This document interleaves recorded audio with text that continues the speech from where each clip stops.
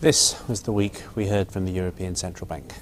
The week that comes, we're going to hear from the Greek people, from the Federal Reserve, and from about 150 or so large American companies. I'll leave you to work out which of those is the most important.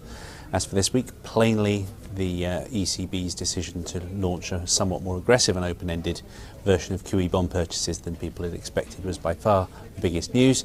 The euro has now dropped some 8% against the dollar just for the year so far. Pretty impressive.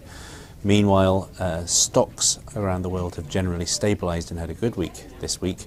That's in part because oil has also, for the time being, stabilised. It's roughly where it was in terms of crude oil prices now as it was 2 weeks ago. If this carries on much longer, people might begin to feel some confidence that the big fall in oil is over.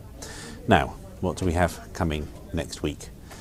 Most importantly, in the short term, is the election in Greece, which appears very likely to produce a government led by the anti-boycott left-wing party Syriza.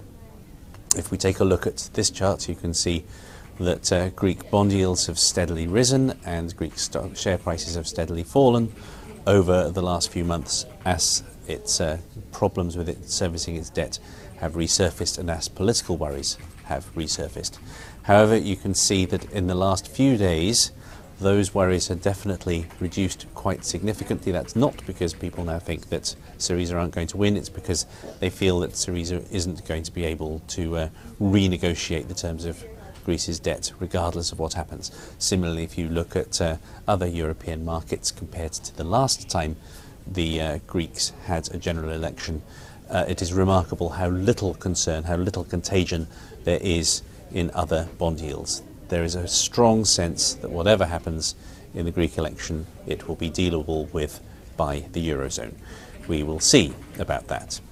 Then we come to the Fed's meeting. Nobody expects them actually to do anything, but plainly people will listen very carefully to any changes in language when it comes to driving expectations for when they start to raise rates. Now, if we take a look at the course of the 2-year bond yield over the last year, very good indicator of where people think interest rates are going in the near term, you can see that so far this year there's been really quite a significant change. In December, you saw rates up around about 0.75%. That's come down by a quarter of a percentage point so far this year. Plainly, a rethink going on, a belief that maybe the Fed won't be hiking at all, or if it does, will delay things very much more. The belief would be that the oil price and so on have reduced inflationary pressures.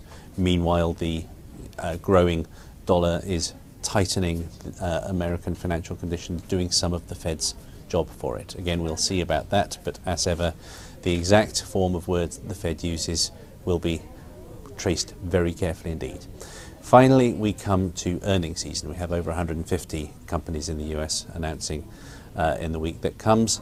So far, the expectations are for very muted earnings growth of about 3.3% for the year, for year on year. That's almost entirely due to very dramatic cuts in expectations for energy companies.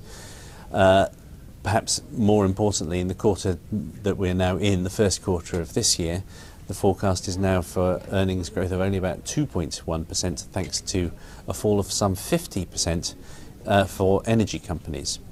Now, if you look a little more closely at the numbers, however, it is interesting that margins have so far stayed roughly where they were at record levels, and that revenues have improved. If not by very much, they have improved by about 2%. A lot depends on what US companies tell us about their conditions, how they guide for the future, whether those margins are staying intact and whether some of them are managing to eke out some increases in revenues. Outside of the oil sector, doesn't look as though expectations are that muted. That, I think, is the agenda for next week. For the time being, this week has been wholly dominated by the ECB.